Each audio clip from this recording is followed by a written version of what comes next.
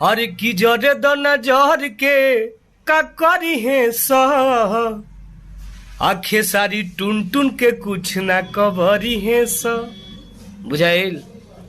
I am दबंग अहिर कर देंगे सेंटर में गहिर।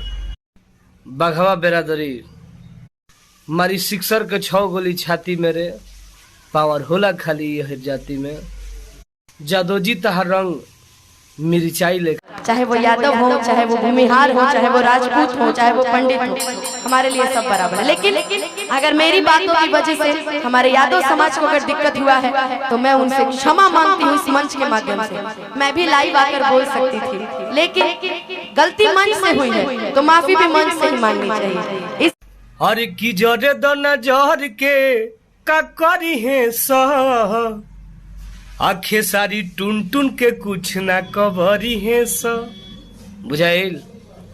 आई एम दबंग अहिर कर देंगे सेंटर में गहिर। बघवा बेरादरी मारी सिक्सर के 6 गोली छाती मेरे पावर होला खाली यह जाति में। जादोजी तहर रंग मिर्चाई ले।